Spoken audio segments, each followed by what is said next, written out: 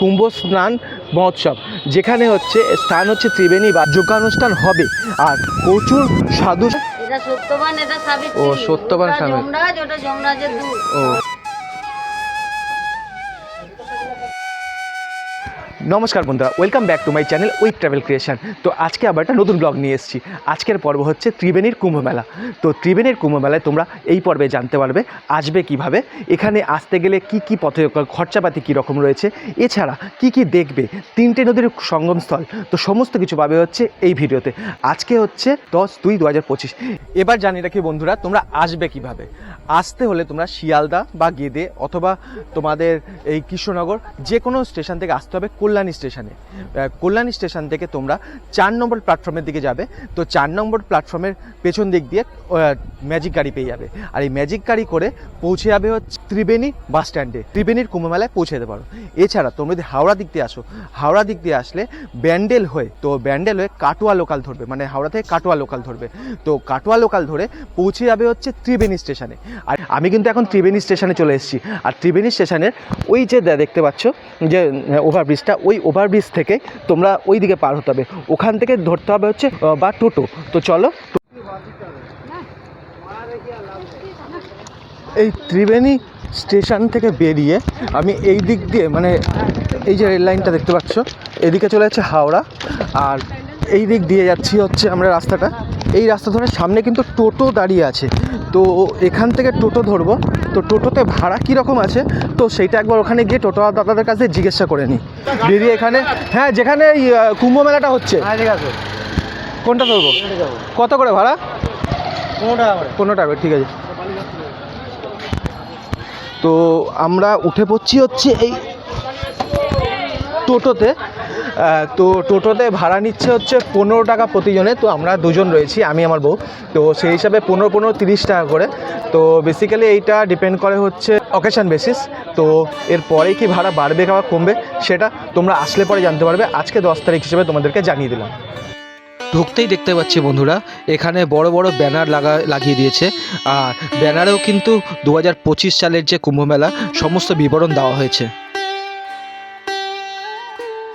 বন্ধুরা, আমি এই দিক থেকে আসলাম, এইদিকে টোটো করে আসলাম হচ্ছে এই সপ্তঋষি ঘাটে।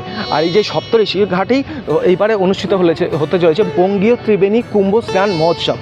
আর এইখানেই তোমরা যখন যাচ্ছি, যেতে যেতে দেখতে পাচ্ছি এখানে পুরোদমে ব্যানার দেওয়া হয়েছে বঙ্গীয় কুম্ভ স্নান মহোৎসব, যেখানে হচ্ছে স্থান হচ্ছে ত্রিবেণী বাঁশবেড়িয়া, জেলা হুগলি। আর এই যে মেলাটা অনুষ্ঠিত হবে, সেটা অনুষ্ঠিত হবে হচ্ছে 11 তারিখ থেকে 13 তারিখ অবধি। 11, 12, 13 এই 3 দিন ধরে অনুষ্ঠিত হবে। আর এসেই দেখতে পাচ্ছি এখানে সব ডালা নিয়ে এনে বসে আছে।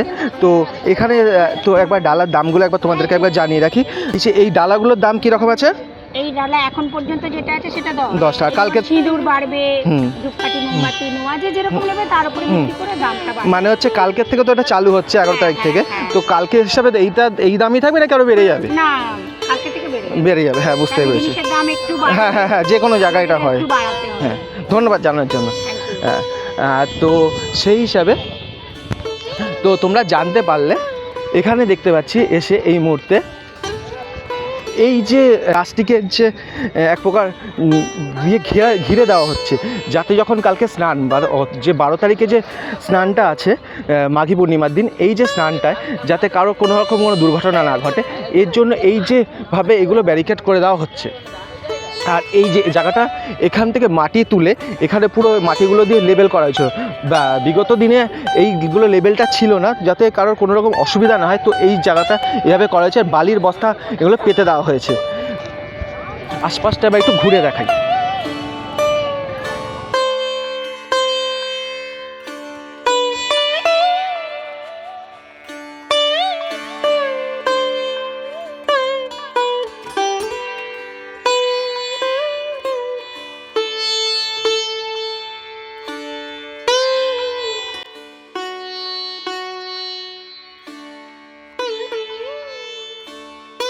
আর বন্ধুরা জানিয়ে রাখবো, এখানে কিন্তু একটা ওয়াচ টাওয়ারও তৈরি করছে, যে ওয়াচ টাওয়ার থেকে কিন্তু গঙ্গার দিকে সব কিছু নজরদারি করা হবে, যাতে কোনো রকম কোনো ব্যক্তি বা কোনো রকম যেমন স্নানের সময় কোনো রকম কোনো দুর্ঘটনা না ঘটতে পারে, বা কোনো ব্যক্তি গঙ্গার ওই দিকটা না চলে যেতে পারে, এইদিকে সমস্ত কিছু নজরদারি করা হবে। তো সেই হিসাবে করা হয়েছে। আর এখানে কিন্তু মহিলাদের কাপড় ছাড়ার ঘরও করা আছে, যাতে কোনো রকম কোনো অসুবিধা না হয়। বন্ধুরা, এই সপ্তঋষি ঘাটের পাশেই রয়েছে ত্রিবেণী সপ্তঋষি ঘাট আর যে আশ্রম, যেটা হচ্ছে এই হুগলি জেলায় অবস্থিত। আর এই যে রাস্তাটা, এইখানে কিন্তু ভেতরে অনেকগুলো মন্দির রয়েছে। তো তোমাদের এই মন্দিরটাও একবার ঘুরে দেখাবো, তো চলো আমার সাথে।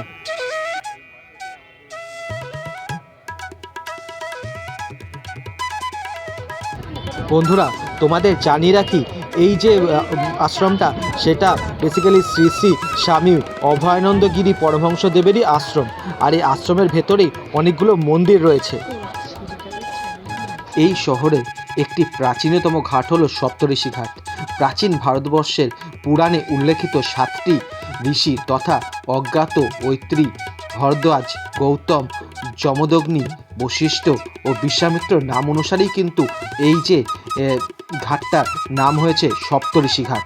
লোকমুখে প্রচলিত আছে যে এই স্থানে তারা পদার্পণ করেছিল এবং এই স্থানেই গঙ্গায় তারা স্নান করেছিলেন। নানান জায়গা থেকে মানুষ আছে এখানে স্নান করে পুণ্য অর্জন করতে।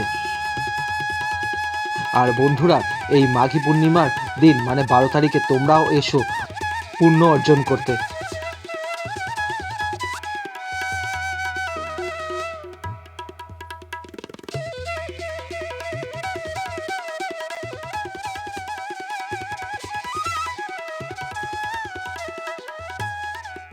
তো বন্ধুরা, তোমাদের আগেই দেখিয়েছিলাম যে এই যে নীল রঙের যে ড্রামগুলো, জলের ড্রামগুলো, এইগুলোকে গঙ্গার মধ্যে পরপর করে দড়ি দিয়ে বেঁধে রাখা হবে। কারণ যখন গিয়ে পুণ্যার্থীরা গঙ্গার মধ্যে স্নান করতে যাবে, যাতে আসল গঙ্গা মানে হচ্ছে গঙ্গার ভেতরে যাতে কখনোভাবে ডুবে না যেতে পারে, তো ওই জন্য একটা ব্যারিকেডের মতো ব্যবস্থা করে দেওয়া হবে।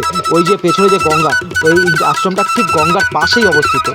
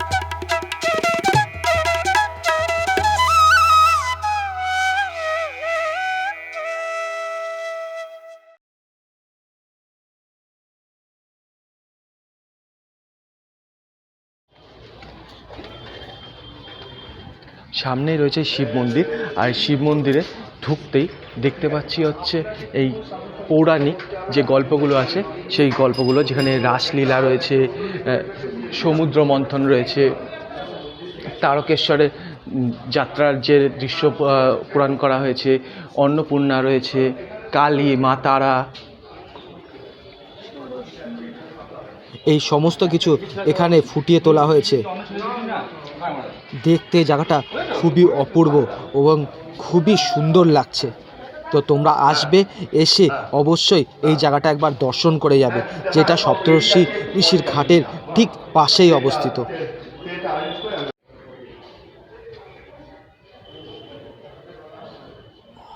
ত্রিবেণীর কুম্ভ মেলায় যে প্রচুর ভিড় হবে, এর জন্য কিন্তু এখানে সহায়তা কেন্দ্র মানে খোলা হয়েছে, যাতে কখনো কেউ যদি হারিয়ে যায় বা যদি ভিড়ে যদি কোনো দুর্ঘটনা ঘটে, তো এই সহায়তা কেন্দ্র থেকে মানুষ তৎক্ষণাৎ উপকার পেয়ে যাবে। তো ওর জন্য এখানে নানা জায়গায় সহায়তা কেন্দ্র গড়ে তোলা হয়েছে।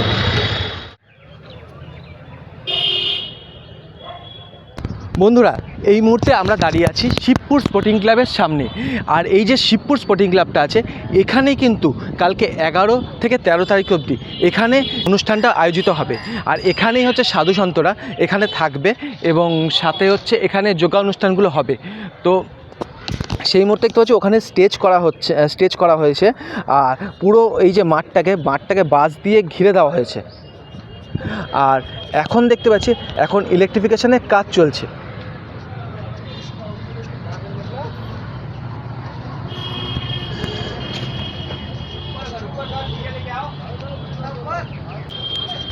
তো এইখানটা কি করা হবে এই জায়গাটায়? ওকে, তো সেই হিসেবে দেখতে পেলাম যে এখানে ইলেকট্রিফিকেশনের কাজ করা হচ্ছে। তো এই জায়গাটা কী হবে, কালকে যখন তোমরা আসবে তখনই তোমরা বুঝতে পারবে।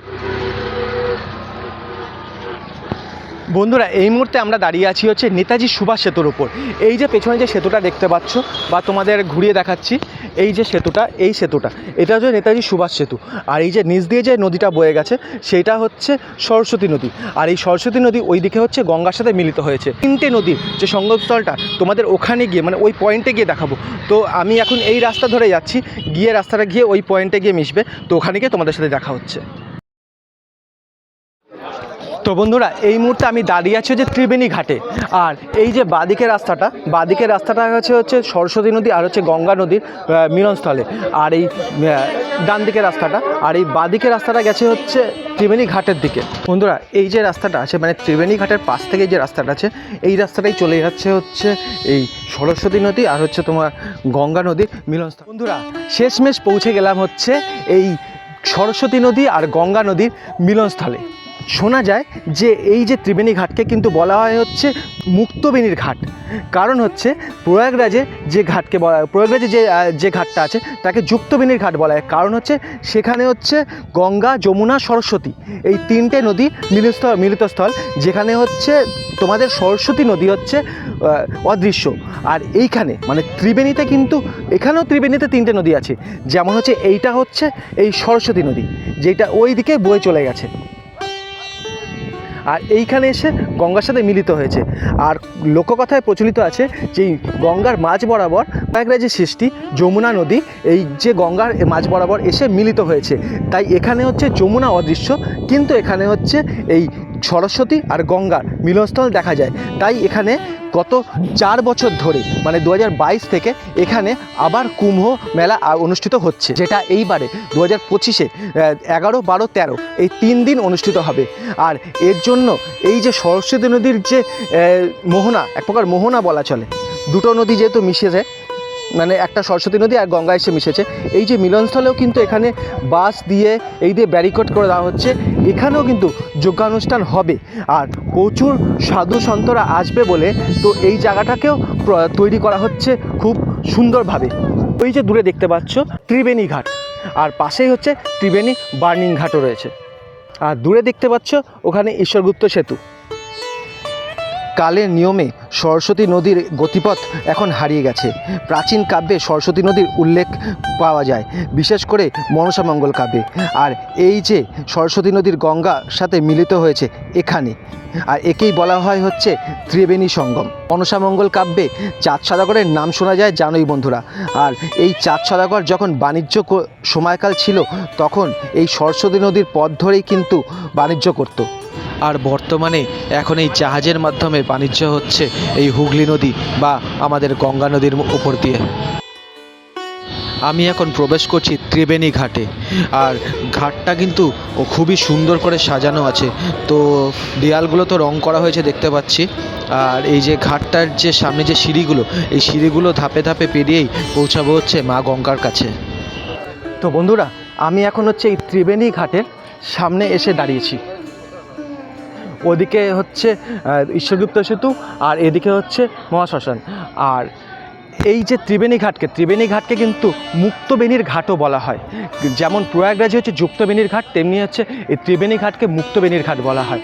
কারণ হচ্ছে এখানেও 3টে নদীর সঙ্গমস্থল রয়েছে, গঙ্গা, যমুনা আর হচ্ছে সরস্বতী।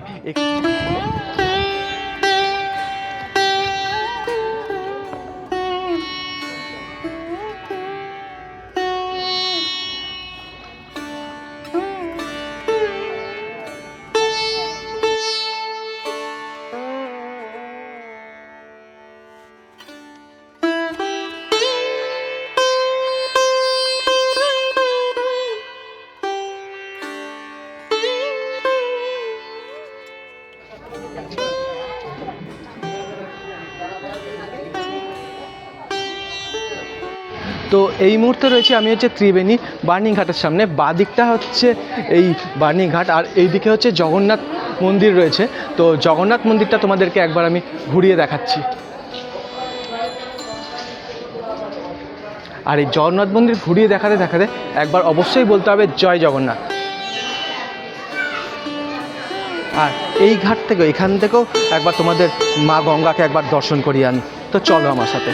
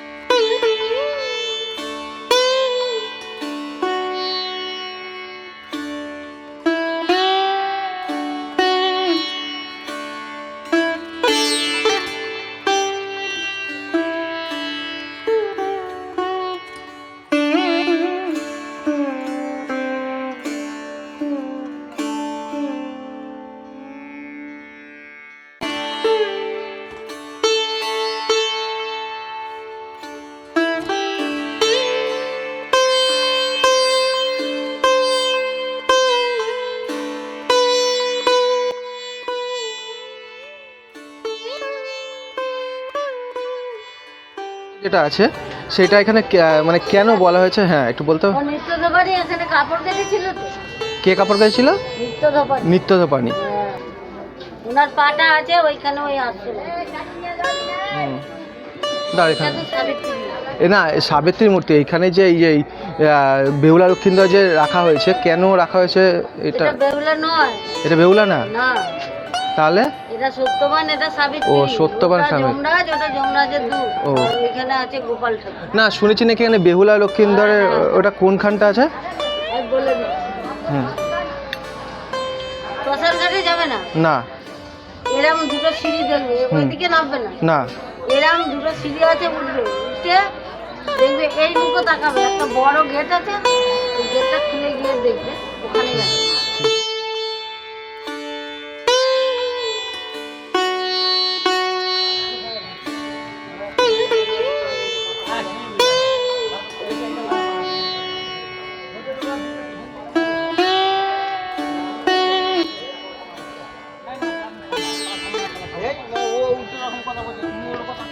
বন্ধুরা ভিডিওটা এই পর্যন্তই। আশা করছি ভিডিওটা তোমাদের ভালো লেগেছে, আর ভালো লাগলে অবশ্যই ভিডিওটা লাইক আর চ্যানেলটা সাবস্ক্রাইব করে দিন। ধন্যবাদ।